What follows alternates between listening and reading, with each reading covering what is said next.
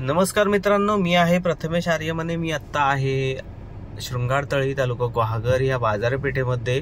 रात्रीचे 10:30 वाजलेले आहेत। रात्रीच्या वेळी ड्रायव्हिंग करणं खूप चॅलेंजिंग असतं। त्याचप्रमाणे शृंगारतळीच्या बाजारपेठेमध्ये आल्यानंतर इथे एक कॉमन प्रॉब्लेम असा बघायला मिळतो की इथे आपले जे गुरं किंवा गाई गुरं हे सगळे रस्त्याच्या उभेसाठी म्हणून या रस्त्यावर उभे असतात।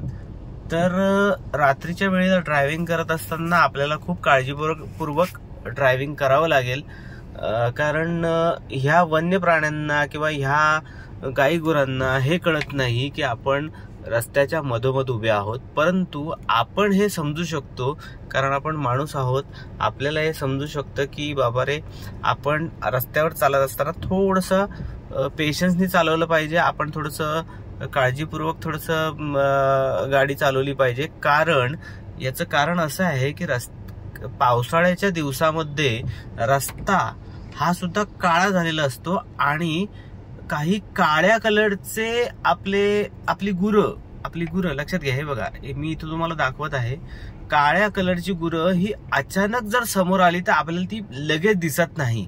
आता त्या मुक्या प्राण्याला हे कळत नाहीये की मी इथं तुमच्या रस्त्यामध्ये उभा आहे किंवा असं, तर किमान आपल्याला हे कळू शकतं। तर शृंगारतळीच्या बाजारपेठेमध्ये येत असताना, शृंगारतळी तालुका गुहागर जिल्हा रत्नागिरी या बाजारपेठेमध्ये येत असताना आपण किमान थोडासा आपला स्पीड आहे तो 30-40 या दरम्यान ठेवला तर आपण ह्या प्राण्यांचा जीव जो आपल्यामुळे जाणार आहे तो सुद्धा वाचवू शकतो आणि आपल्या वाहनाला, आपल्या गाडीला होणारं नुकसान सुद्धा आपण वाचवू शकतो। याच्यामध्ये या प्राण्यांचं पण नुकसान होणार नाही आणि तुमचं सुद्धा नुकसान होणार नाही।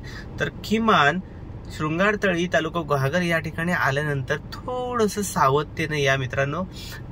जीवन सुंदर आहे, थोडंसं प्राण्यांचा पण जीव आपण आपल्यामुळे धोक्यात नको जायला ह्याची काळजी घेऊया। आणि प्राण्यांमुळे आपण अजाणतेपणेच होणार आहे आपल्या हातून, पण प्राण्यांमुळे आपलाही जीव धोक्यात यायला नको, आपल्या कुटुंबाचा जीव, आपल्या फॅमिलीचा जीव सुद्धा धोक्यात यायला नको, ह्याची काळजी आपण नक्की घेतली पाहिजे। थँक्यू।